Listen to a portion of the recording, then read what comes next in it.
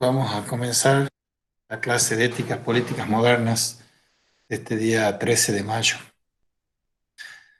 Estábamos exponiendo en la clase pasada, ayer, este documento base de una charla que di a los obispos en noviembre del 2018 sobre el tema de las grietas argentinas y cómo suturarlas. Y eso está dentro del último acápite introductorio, que es ya una introducción cabal a la materia como tal.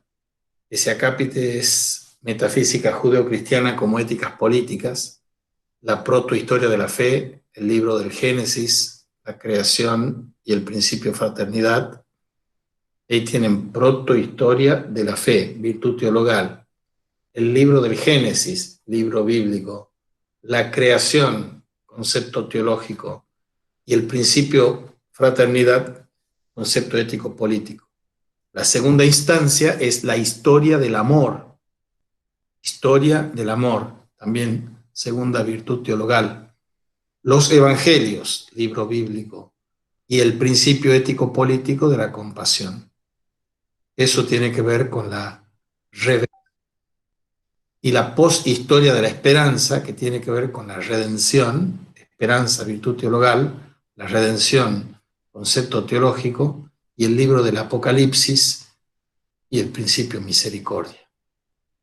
Ahora, ya hemos visto las dos primeras partes, que es la protohistoria de la fe, así muy sucintamente, y la historia del amor, principio fraternidad, principio compasión. Y ahora vamos a entrar, nos vamos a sumergir en el principio misericordia, que tiene, como en los anteriores casos, una concepción de virtud teológica de la posthistoria o metahistoria de la esperanza, un libro bíblico, el último de la Biblia, el Apocalipsis, y un concepto teológico ahí, crístico, el anticristo o el misterio de la iniquidad y el fin del tiempo desde el fin del mundo.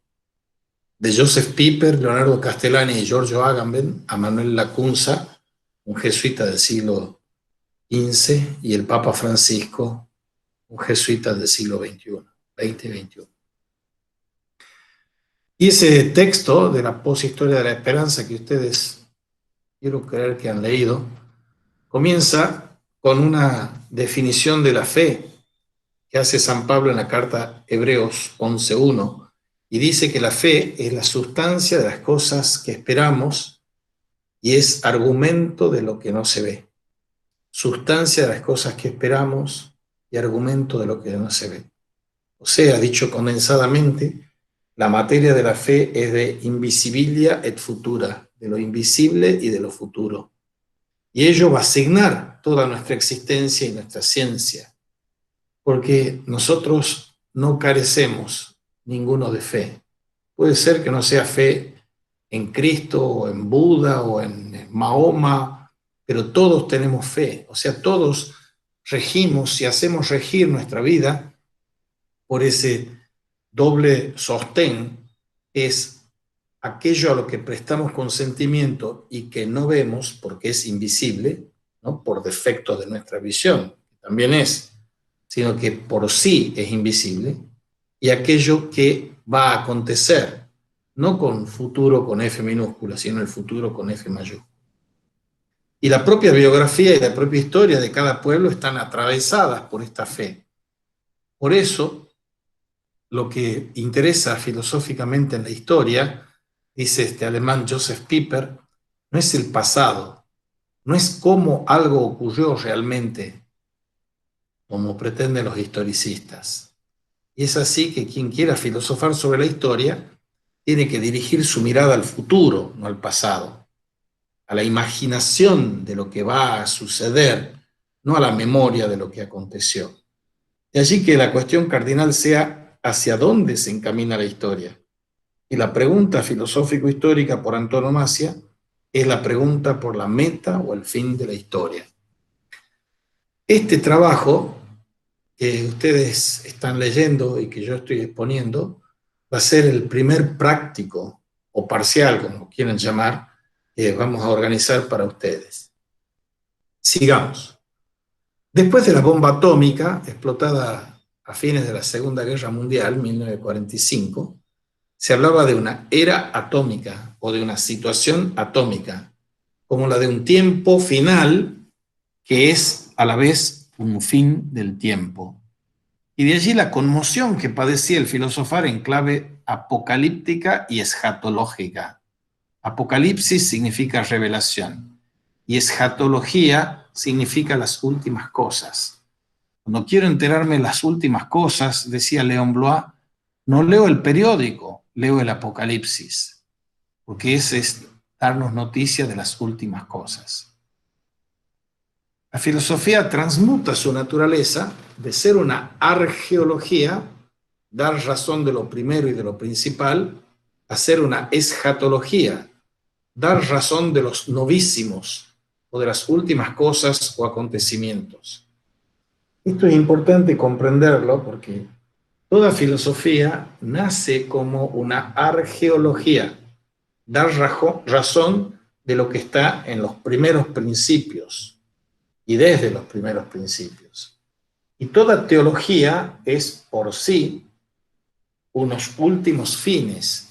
Entonces hay una tensión que en esta simbiosis o hibridación de filosofía e historia, teología y la historia como teología y escatología, en esa simbiosis, y dice Piper, somos conducidos irremisiblemente al emprendimiento filosófico que se abra sí o sí a la escatología, de raigambre teológica. Pues la pregunta de qué ocurre realmente y en definitiva qué ocurre con la historia conduce al preguntar propia y definitivamente a preguntarse por lo que ocurre con la salvación o con la condenación de los existentes humanos de carne y hueso. Acontece aquí y así una sutil pero insoslayable articulación entre el misterio ontológico, como lo llama el filósofo francés Gabriel Marcel, y el mysterium salutis, que es un concepto teológico cristiano, el misterio de la salvación. Hay un entrelazamiento entre el misterio del ser y el misterio de nuestra salvación.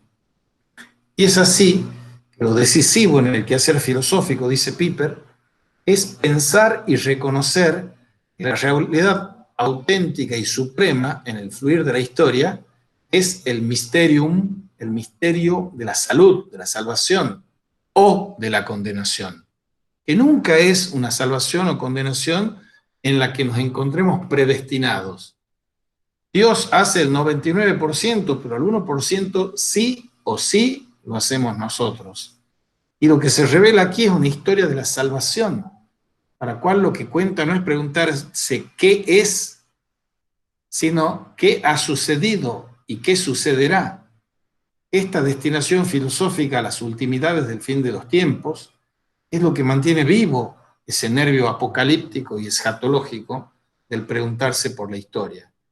Y en sentido contrario, la filosofía ilustrada de la historia opera una secularización de esta cuestión y conduce a una filosofía desesperanzada, de un pesimismo radical, que anticipa el fin de la historia como una decadencia, un caos, una destrucción y un fracaso.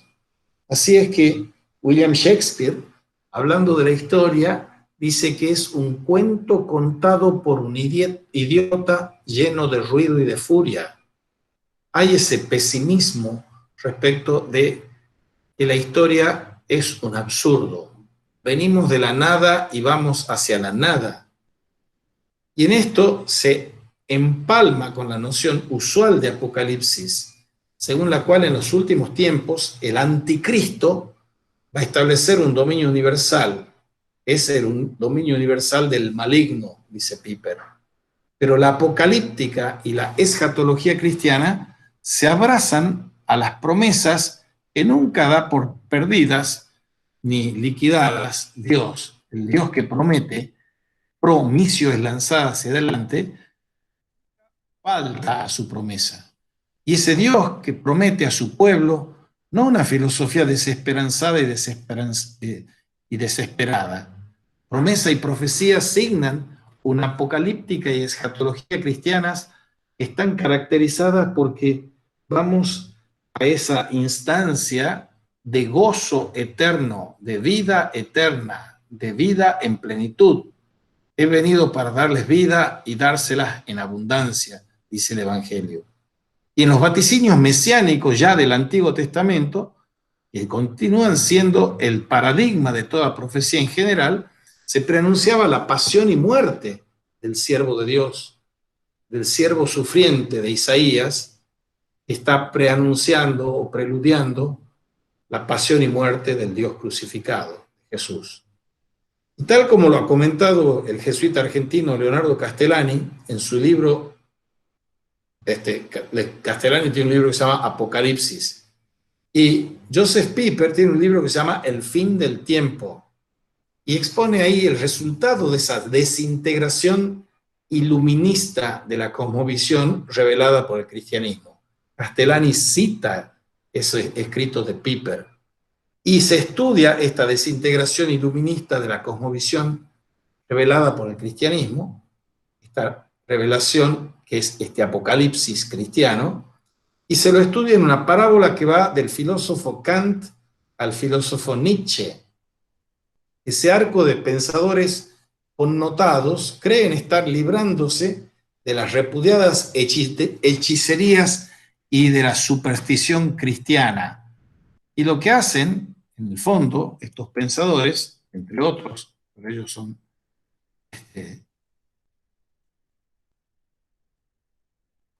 estos son de los más significativos, que hay que ver los fragmentos en este último extremo, y aquí sí que encontramos un mar de supersticiones. Las supersticiones de Kant y las supersticiones de Nietzsche. Supersticiones en los escritos de los últimos años de Kant que son puramente increíbles. Cree simplemente Kant en el reino de Dios y en el milenio, traídos por la sola fuerza de la razón pura, suprimida la agonía y la lucha, y en el fondo cree suprimir la existencia del mal y profetiza acerca de la paz perpetua. Ese glorioso reinado de la ley y ese triunfo espléndido del progreso. Y lo que pasma aquí, dice el padre Castellani, es que Kant, que limitó los poderes del intelecto humano hasta anularlos prácticamente, de golpe se siente dotado de dones proféticos. Y para justificar, entre comillas, empíricamente sus predicciones, se apoya nada más en la Revolución Francesa. La contraparte de este optimismo desaforado del ilustrado Kant lo ofrece el pesimismo de Schopenhauer y de Nietzsche. En nuestras costas o en nuestras encarna, con gran admiración de Schopenhauer, nuestro Jorge Luis Borges. Pero Nietzsche es el profeta del nihilismo europeo, y él cierra los ojos a la existencia del mal y se zambulle en delirio de ebrios. Y el filósofo, que termina sus días firmando como el anticristo, avisora la catástrofe y el desierto del nihilismo que se cierne sobre Europa y se refugió desesperadamente en la, entre comillas, esperanza del superhombre, lo cual no es sino el programa del anticristo. Y así, concluye aquí Leonardo Castellani, las dos partes inseparables de la teología fermentaron y se pudrieron en las manos de estos sedicentes antiteólogos, y esas dos corrupciones ideológicas perduran en el ateísmo contemporáneo, esperando la hora que el anticristo las reúna en una amalgama perversa. Cuando venga el anticristo, dice el jesuita argentino, no necesitará más que tomar a Kant y a Nietzsche como base programal de su religión autoidolátrica. Ellos son sus profetas. En suma, escatología ha habido y habrá siempre, buena y mala. Y no se puede hacer ni pensar historia sin pensar en su fin, el cual en todo movimiento gobierna la dirección. La filosofía de la historia es realmente imposible sin la teología y nominalmente sin la profecía. Avísame, César, si está alguien queriendo entrar. Sin la profecía, señala Piper. Y la profecía, añade este filósofo alemán, es la simiente del cumplimiento de las promesas divinas, y éstas se coronan y consuman en el triunfo de la esperanza, como el triunfo de la paz, del amor, del gozo eternos, sobre el imperio del mal, el sufrimiento, el crujir y el rechinar de dientes, como se dice allí, después del juicio final. Pero la pregunta aquí es, ¿qué nos cabe esperar? Así se preguntaba el ilustrado Kant para la tercera de sus críticas, la crítica del juicio. Optimista, como vimos, este filósofo prusiano se entregaba confiado a que ineluctablemente aquel género humano avanzaría hacia lo mejor, un credo optimista con el que comulgaban urbi et orbi los ilustrados, los ilustrados románticos, los románticos ilustrados, como nuestro Juan Bautista Alberdi, como nuestro Domingo Faustino Sarmiento. Empero, a partir de Hiroshima, dice Piper, ese optimismo ha sufrido una clara y fundamental impugnación. Hoy sabemos que está en nuestro poder la autodestrucción de la especie humana. Y se ha dicho que en los tiempos que corren, nosotros podemos producir catástrofes apocalípticas. Y ello no solo por la bomba atómica, sino por el creciente deterioro ecológico, por el calentamiento global, por el biocidio, por el ecocidio del que somos capaces. Y además, de paso cañazo, hoy por el coronavirus, que parece no sería tan natural, sino que sería artificial y maliciosamente inventado, parece. Se nos acusa hoy con razón de ser satanes de la tierra, en contrapunto con la encíclica ecológica y ecosófica Laudato Si del Papa Francisco. En este contexto advertimos que sigue siendo un desafío para la humanidad el dar razones de la esperanza.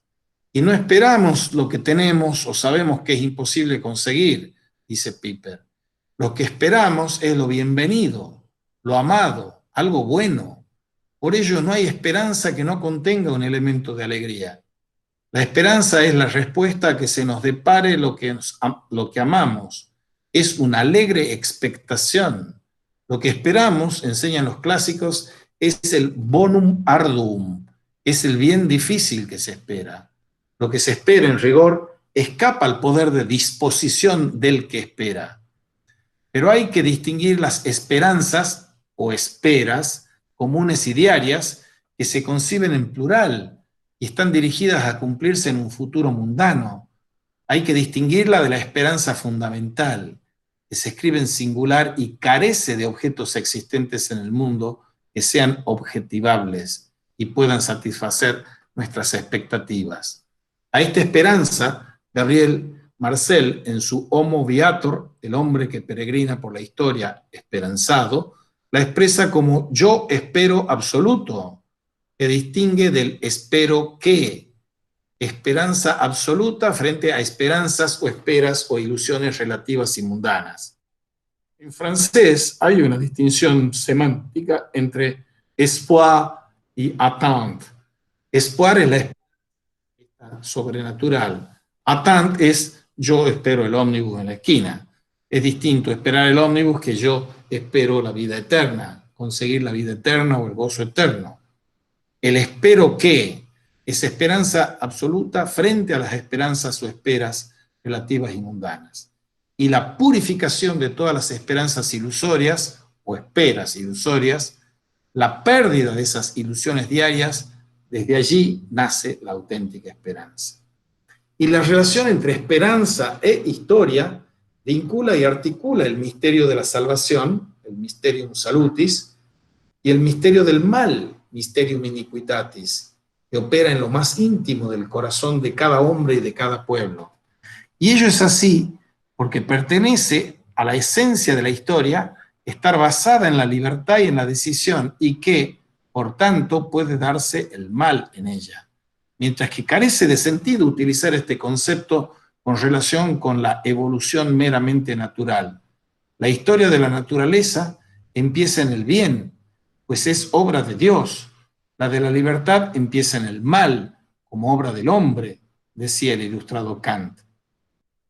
Y aunque no se pueda ni deba simplificar la ecuación libertad, obra, humana, culpa, sin embargo, en esta historia de la libertad, que es la nuestra, lleva en sí la posibilidad de la culpa.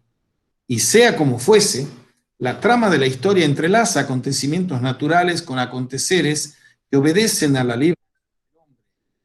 De allí la complejidad y misteriosidad que ofrece intentar comprender lo histórico, mucho más intrincado que intentar comprender y explicar lo que acontece en el universo físico. Por ello, bien se ha dicho que comprender el átomo es un juego de niños comparado con la comprensión de los juegos de niños. Los teólogos y filósofos cristianos contemporáneos han subrayado ese carácter misterioso de la historia, diciendo que no puede leerse en la historia lo que acontece realmente.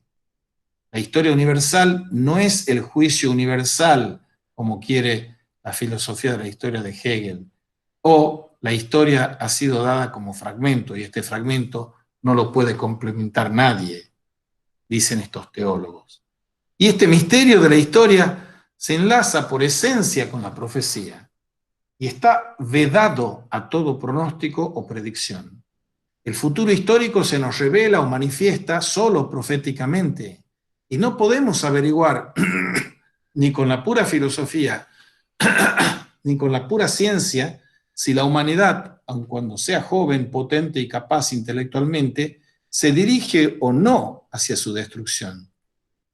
Y ello en razón de que en cada acontecer verdaderamente histórico entran en juego la libertad y la decisión del hombre, agente y sujeto primordial de la historia, y ante ellos todos los métodos de cálculo fallan con relación a lo histórico, pues el acontecimiento histórico concreto no puede percibirse simplemente por medio de un pronóstico. Esto es así en virtud de que el acontecer no puede deducirse de la situación dada, ya que por definición está en juego allí la decisión libre y espontánea y puede suceder lo sumamente improbable en lugar de lo muy probable. Y si llegara a concebirse el futuro histórico, será por una especie de profecía que se diferenciaría del pronóstico en que no necesita de punto de apoyo en el pasado. La cuestión se yergue aquí, dice Piper, es por los contenidos de la fe, de las profecías históricas. O, más bien, es imperativo preguntarnos aquí si existe una legítima profecía de la historia. El cristianismo responde con un rotundo sí, y cuenta para ello, entre otros, con el libro profético del Apocalipsis, y en él se habla con claridad del último futuro del hombre histórico, de los novísimos, o de las ultimidades escatológicas, como las llama y trata Santo Tomás de Aquino. Y la profecía habla de acontecimientos futuros, del futuro no sujeto a ningún arte pronosticador. Aquí es donde se entrelazan escatología y apocalipsis. Una advertencia primordial es que carecemos de fechas para datar el fin de los tiempos. Y esa es la parte del mensaje profético del Apocalipsis. Cuando a menudo se oye hablar del próximo fin de la historia, hay que decir con Tomás de Aquino, impugnando esas ansias de escrutar lo que acontecerá a los apocalípticos del siglo XIII, les dice Tomás a sus coetáneos, no es posible designar un lapso de tiempo, ni pequeño ni grande, en el que pueda esperarse el fin del mundo. La historia, en definitiva, permanece indescifrable, tanto para la mera filosofía como para la mera ciencia. Por ello, nadie que no pueda recurrir a una información profética metaempírica podrá plantear y discutir con sentido la cuestión fundamental de toda filosofía, la de a dónde se dirige el proceso histórico total. Y quienes pretendan afirmar algo con sentido desde premisas del naturalismo evolucionista o de algún materialismo histórico dialéctico, sentencia Piper, incurren en una falsedad total. La profecía apocalíptica bíblica viene enseñando que la historia humana, considerada temporalmente, no va a terminar sin más con el triunfo de lo verdadero y de lo bueno, ni con la victoria de la razón y de la justicia, sino con algo que apenas se diferenciará quizá de la catástrofe. Y esta es siempre una inmensa potenciación del poder para el mal, de la instauración de un pseudo orden, de una tiranía mundana del mal. En el proceso, el escrito de Franz Kafka se da cuenta de una sensibilidad escatológica y apocalíptica diciendo que la mentira es la ley del mundo. En la leyenda del gran inquisidor, Dostoyevsky presiente con sensibilidad sismográfica lo que va a acontecer. Nos arrojarán al fin su libertad a los pies y nos dirán: hacednos vuestros esclavos, pero dadnos de comer. Karl Rahner dirá que sobre el reinado del anticristo es lo que pueda decir, pero lo poco que se dice es bien claro. Se habla del agudo carácter antagónico del acontecer histórico, en el que se espera una aglomeración extrema de la energía del mal y una vehemencia jamás conocida en la lucha contra Cristo y el cristianismo y contra todos los buenos. Dada la libertad humana para el mal y el propio mal que admite esta concepción como poder histórico, abismático y demoníaco, a la esencia de la historia humana no pueden serle extraños la disensión, el fracaso, la discordia irreconciliable, nuestras grietas existenciales e incluso la catástrofe. Hacemos una pequeña pausa por si acaso ustedes quieren hacer alguna pregunta o comentario o crítica y avanzamos.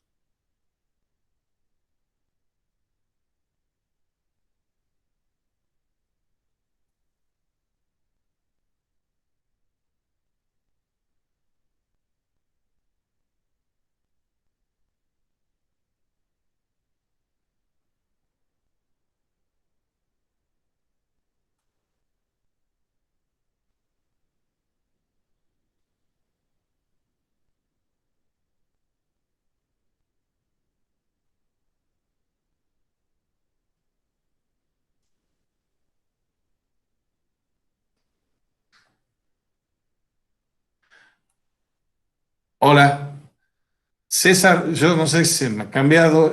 ¿Siguen escuchando ustedes la clase que estaba dando yo?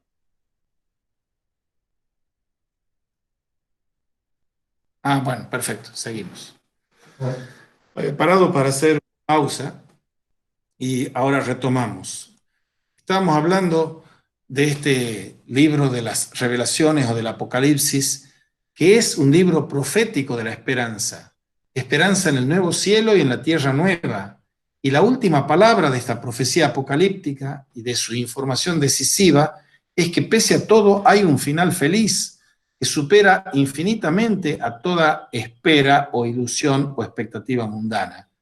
Y ese final feliz está anunciado en la buena noticia, en la palabra de vida, que anuncia el triunfo definitivo e inapelable sobre el mal, la derrota de la muerte y el poder beber de las fuentes de la vida, el cesar de todas las lágrimas, la instauración para siempre de la vida de Dios entre los hombres.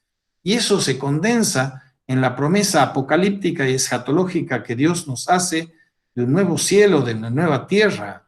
Y esto se da inviolablemente y nada va a afectar ni conculcar esa promesa de vida con mayúscula y de gozo eternos. Estamos encaminados hacia allí.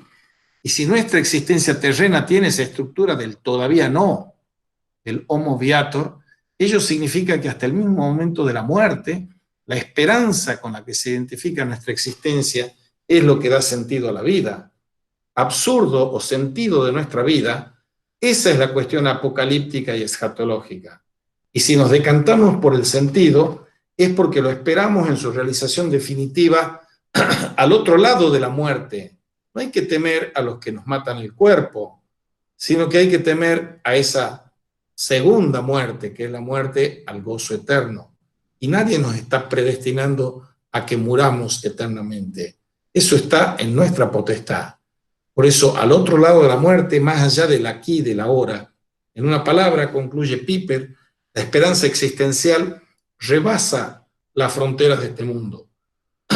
Así esperamos que la creación de Dios se vea realizada en plenitud, salvada y redimida de toda muerte, de toda catástrofe.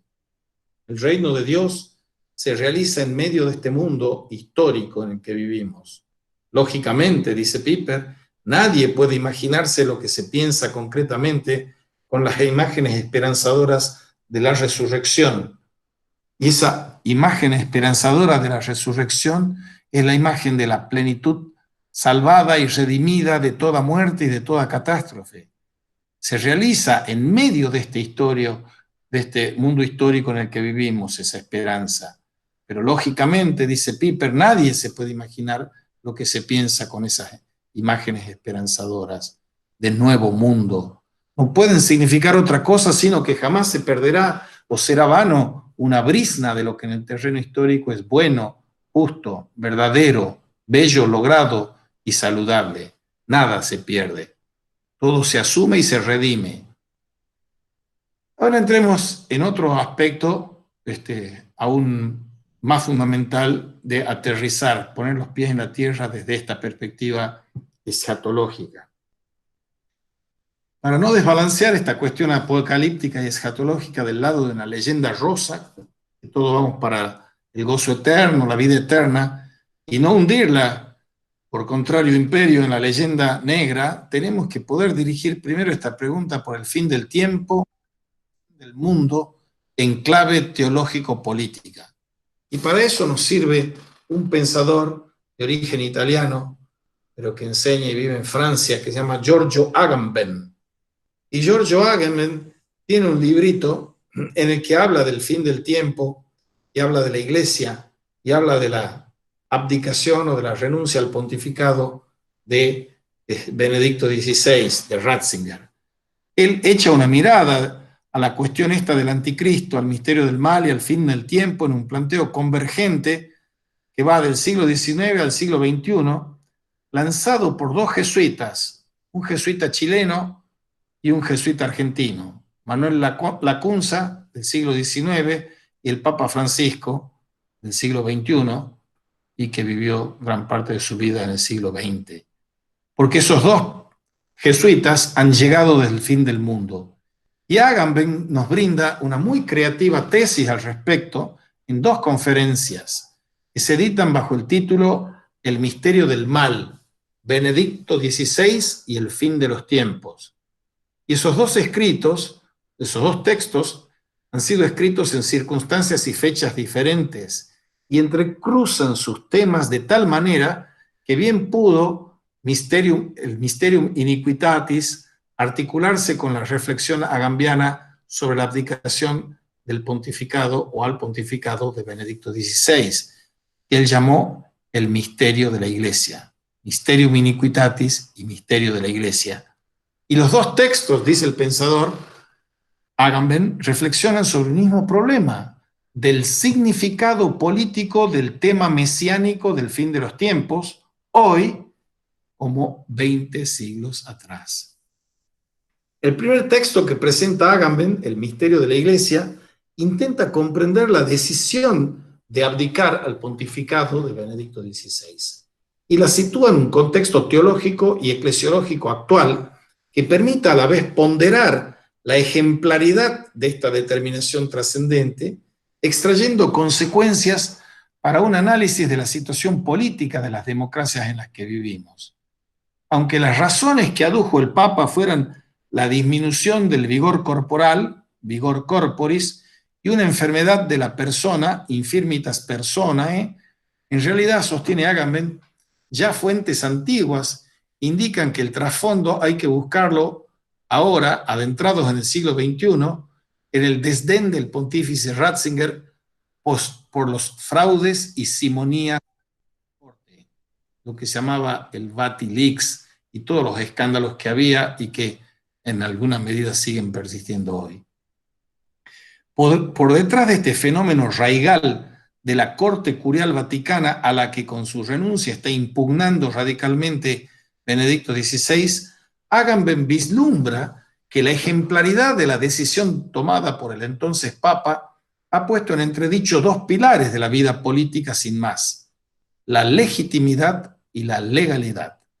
El pensamiento político reaccionario, dice Agamben, gusta afirmar que habría una prelación de importancia sustancial de la legitimidad, dejando a la legalidad el rol subordinado, casi procedimental, para someterse a una incontestable primacía de la legitimidad del poder espiritual sobre el poder temporal, con lo cual se quiebra el equilibrio operativo del mecanismo político.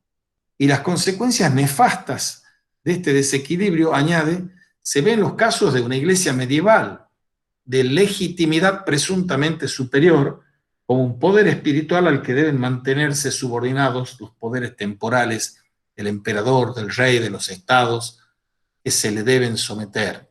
O en otro caso, evidenciado en los estados totalitarios del siglo XX, donde la legitimidad pretende prescindir de la legalidad, sucede que la máquina política gira en el vacío, con resultados a menudo letales y criminales. O, en el tercer caso, como ha ocurrido en las democracias modernas, el principio legitimador de la soberanía popular se reduce al momento electoral y se resuelve en reglas procedimentales jurídicamente prefijadas.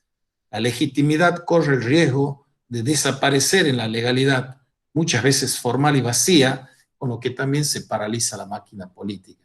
Por eso, dice Agamben, el gesto de Benedicto XVI le aparece como tan importante, pues este hombre, que era el jefe de la institución que ostenta el más antiguo y pregnante título de legitimidad, con su decisión viene a poner en cuestión el sentido mismo de este título, frente a una curia que, olvidando su propia legitimidad, ha seguido obstinadamente las razones de los enredos económicos corruptos y las intrigas non santas del poder temporal.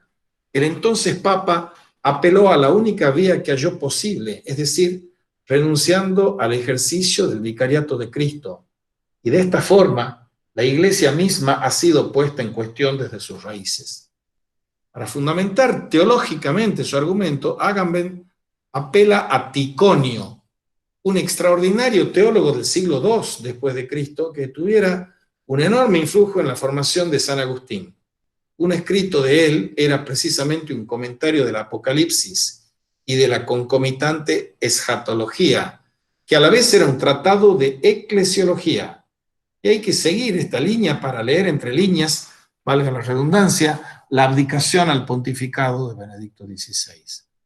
Es el caso que el joven teólogo Joseph Ratzinger publicó en 1956, más de 50 años, más de medio siglo antes de su pontificado, un artículo que trataba sobre, comillas, observaciones sobre el concepto de iglesia en el Liber Regularum de Ticonio, comillas, fin de comillas.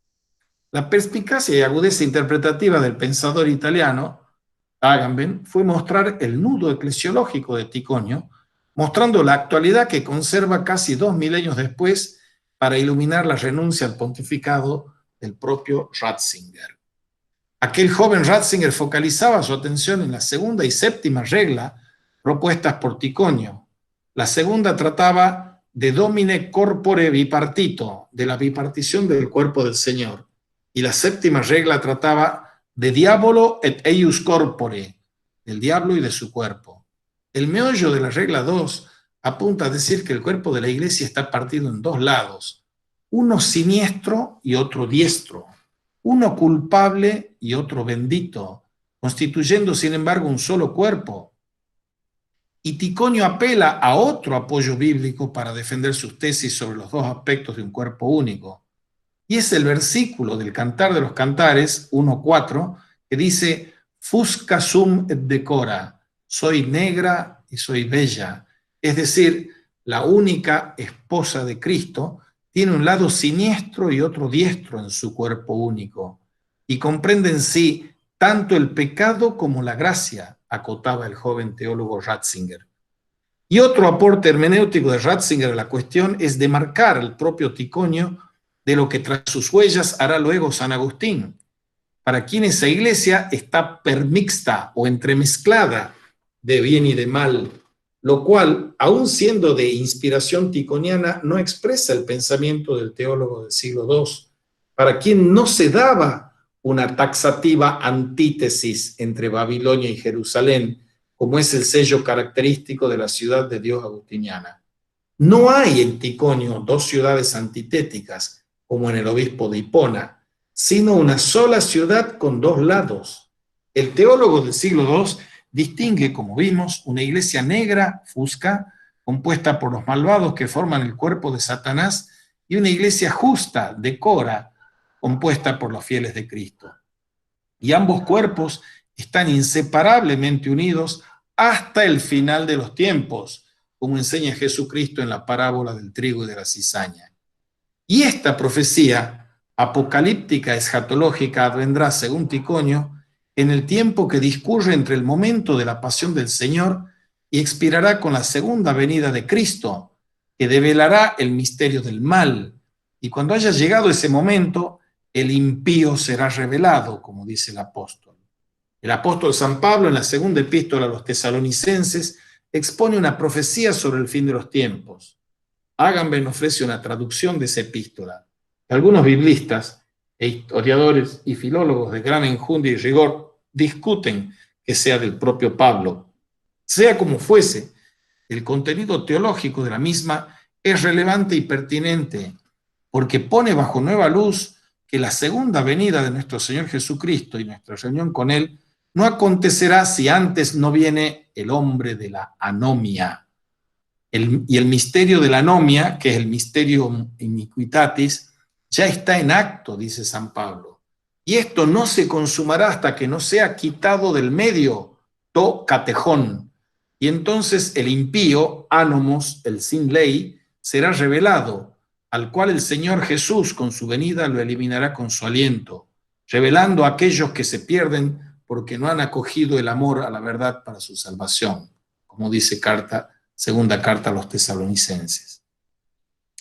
La abdicación al pontificado por parte de Benedicto XVI, continúa Agamben, no puede no evocar bajo esta perspectiva algo así como una separación de la Iglesia decora respecto de la Iglesia fusca. Y no obstante, el anterior pontífice sabe que tal disquesio, tal separación, puede y debe ocurrir solo en el momento de la segunda venida de Cristo. Es precisamente lo que la bipartición del cuerpo de la Iglesia, actuando como catejón, lo que retiene, parece destinada a retrasar. Son las palabras apocalípticas escatológicas del propio San Pablo. Pero todo depende aquí, añade Agamben, de cómo se interprete el tema escatológico, que es inseparable de la filosofía cristiana de la historia. Y tal vez, como ya vimos en Joseph Pieper, toda filosofía de la historia es constitutivamente cristiana, y en especial en este sentido que se atribuye al pasaje de la epístola paulina recién comentado. Más, como ha señalado el protestante Ernst Troeltsch, parecería que la Iglesia ha cerrado desde hace tiempo su oficio escatológico.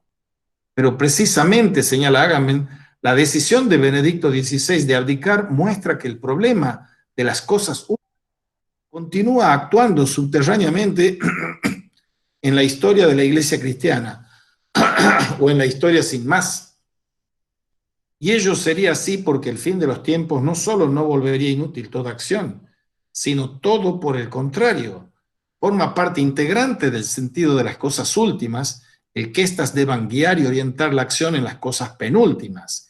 Y es lo que Pablo, quien siempre se refiere al tiempo mesiánico como tiempo kairológico, lo hace con la expresión griega ho nin kairos, el tiempo de la hora, el término dicho en alemán Jetztzeit, recogido en la tradición filosófica judía contemporánea desde Franz Rosenzweig hasta Walter Benjamin.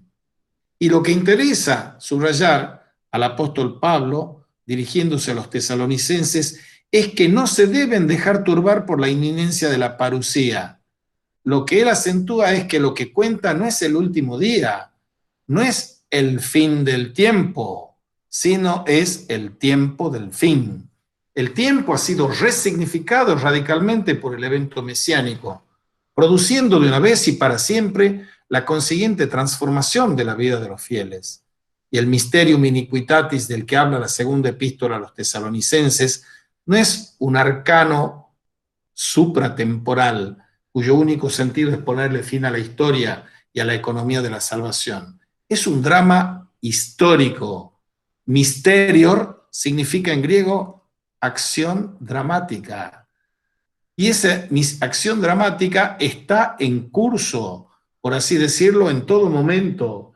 Y en él se juegan incesantemente los destinos de la humanidad, la salvación o la ruina de los hombres, la culposa salvación o ruina de los hombres.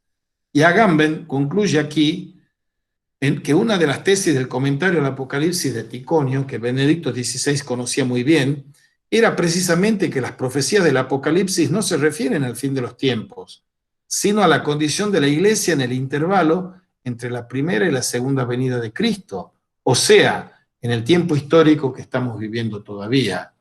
Esto significa, continúa Agamben, que la separación entre los dos lados del cuerpo de la Iglesia, el oscuro y el bello, fusca et decora, no es un evento remitido solo al futuro escatológico lejano o tardío, sino que es algo que debe orientar aquí y ahora la conducta de todos los cristianos, y en primer lugar del pontífice. Nada puede inspirar ni diferir, catejón, en modo alguno la acción histórica de los cristianos. Situado en este contexto, la gran renuncia de Benedicto XVI es todo lo contrario a una remisión al futuro cisma escatológico.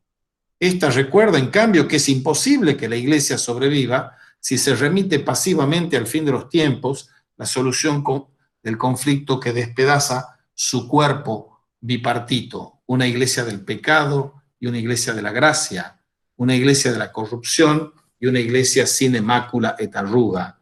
Al igual que el problema de la legitimidad, concluye Agamben aquí, el problema de lo que es justo y de lo que es injusto, de lo oscuro o corrupto, de lo decoroso u honesto, tampoco puede ser eliminado de la vida histórica de la Iglesia y de los cristianos que pertenecen a ella. Es más, este principio de discernimiento debe inspirar a cada instante, en cada kairos, la conciencia de sus decisiones singulares en el mundo. Sí, como frecuentemente ha hecho la Iglesia, se finge ignorar la realidad de su cuerpo bipartito, la Iglesia fusca termina por prevalecer sobre la Iglesia decora y el drama escatológico pierde todo su sentido.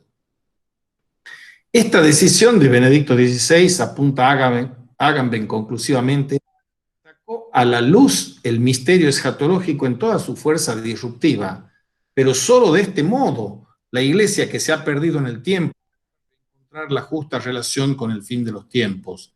Y es preciso tener en cuenta que en la Iglesia hay dos elementos inconciliables y sin embargo estrechamente relacionados: la economía y la escatología.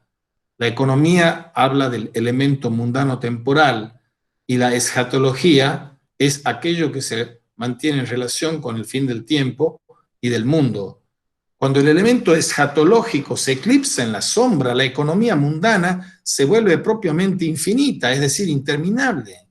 La Iglesia se encuentra así frente a la siguiente paradoja: desde el punto de vista escatológico, tiene que renunciar al mundo, pero no puede hacerlo porque desde el punto de vista de la economía es del mundo y no puede renunciar a él sin renunciar a sí misma. Pero precisamente aquí se sitúa la crisis decisiva, porque el coraje, este nos parece el significado último del mensaje de Benedicto XVI, dice Agamben, el coraje no es sino la capacidad de mantenerse en relación con el propio fin. Lo que ha acometido con vigor y lucidez Agamben es interpretar la ejemplaridad del gesto de Benedicto XVI en el contexto teológico y escatológico que le es propio. Pero esto no resulta interesante, dice, por lo que atañe a un problema interno de la Iglesia, sino más bien porque permite poner la atención sobre un tema genuinamente político, que a la par de la legitimidad no puede ser eliminado de la praxis de nuestra sociedad. Y sabemos muy bien, además, que el cuerpo de nuestra sociedad política es, tanto como el de la Iglesia, y tal vez incluso más gravemente que en ella, bipartito, entremezclado de mal y de bien, de crimen y de honestidad, de injusticia y de justicia. Y esta bipartición del cuerpo social y político, que bien podríamos llamar las grietas maniqueas que atraviesan nuestras sociedades, se vuelve hoy cada vez más profunda. Muy bien, hagamos una brevísima pausa para, por si acaso ustedes quieren hacer ahora alguna pregunta o comentario de lo que vengo leyendo. ¿No hay preguntas?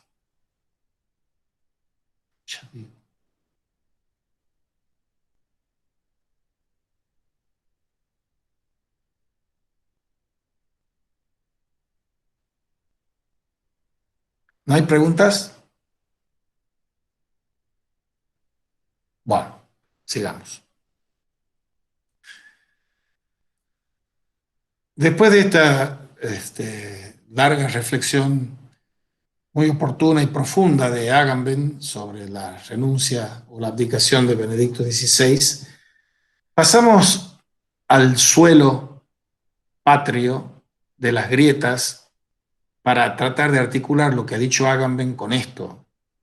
Estamos en la hipoteca de la barbarie de la muerte en torno de la guerra sucia que veíamos en la clase pasada y la ominosa violación de los derechos humanos de los años 70 en el arco maligno de violencia y muerte que se extiende hasta las horas actuales. Y allí la figura del Papa Francisco encarna y propone hoy, mar adentro del siglo XXI, como dice Walter Casper, una revolución de la ternura y del amor, y tiene a la misericordia fraterna y compasiva la palabra clave de su pontificado. El nombre de Dios es misericordia, dice el Papa. Y el centro del Evangelio y de la alegría de la buena noticia lo ocupa el mensaje de la misericordia.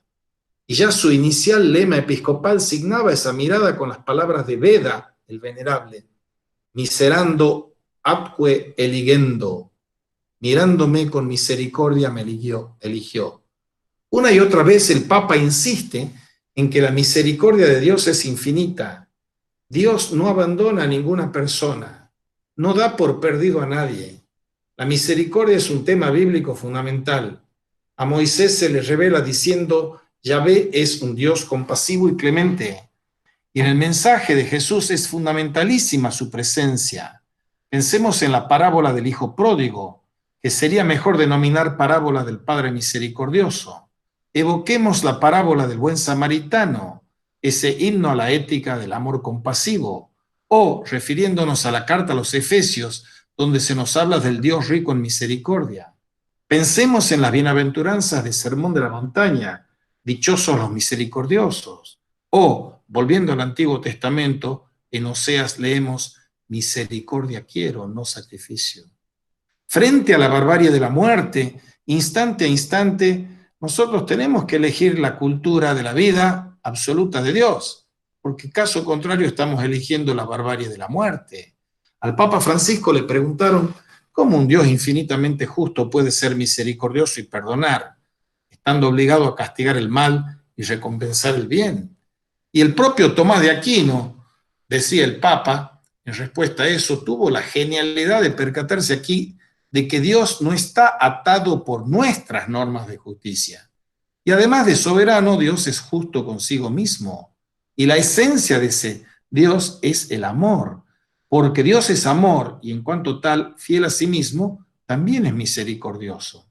La misericordia es el lado de la esencia divina volcado hacia afuera de sí, ad extra. Es la fidelidad de Dios a sí mismo y expresión de su absoluta soberanía en el amor. La misericordia divina es la justicia propia de Dios. No condena al pecador dispuesto a convertirse, lo justifica, lo cual no significa que se justifique el pecado.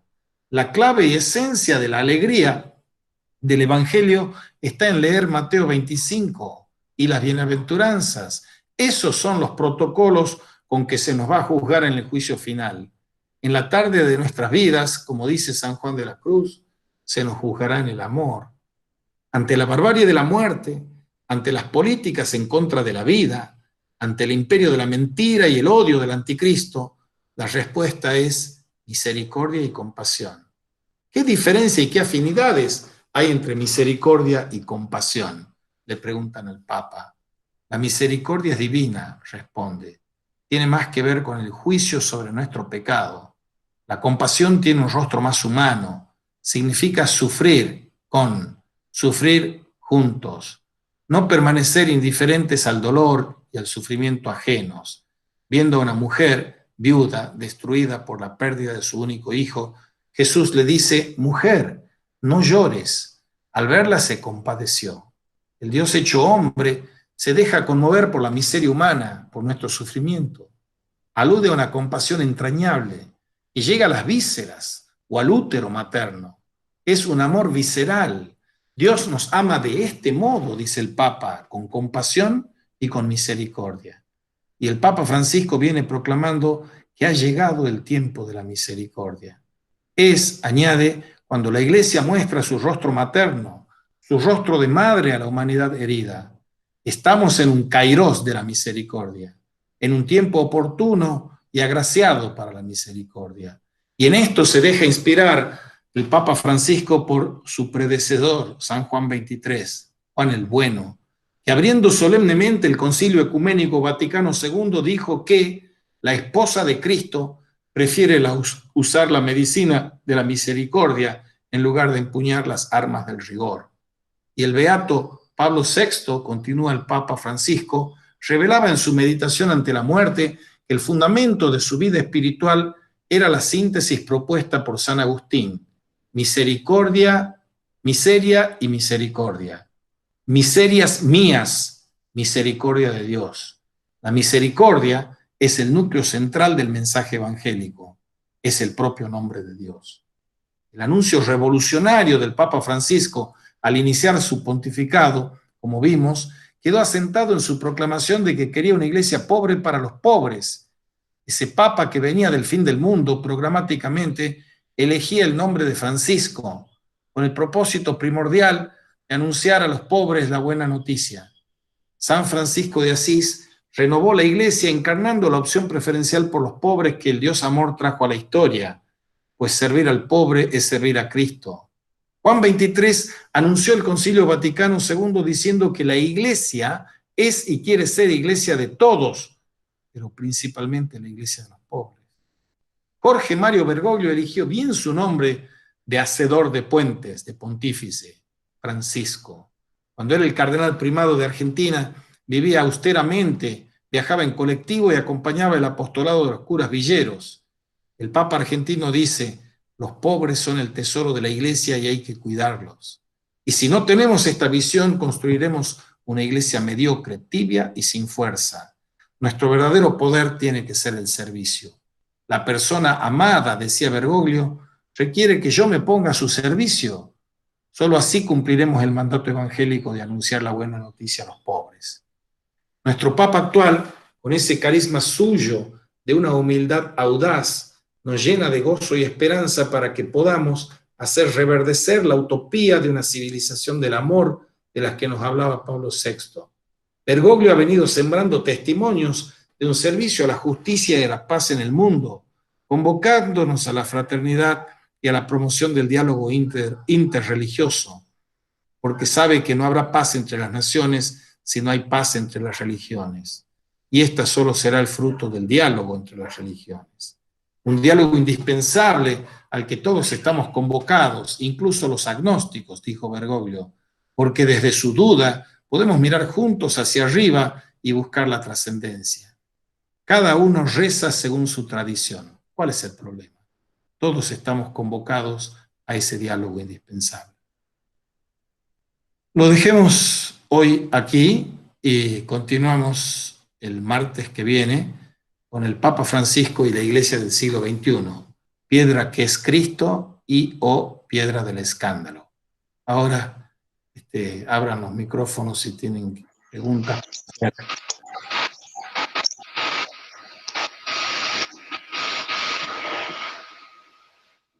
Lisandro, César. ¿Me preguntas? Yo no por ahora, profe. Bueno. Entonces lo dejamos así, nos vemos el martes que viene para terminar este documento e ir preparando lo del práctico y avanzar con el programa. Bueno, dale, hasta la semana que viene.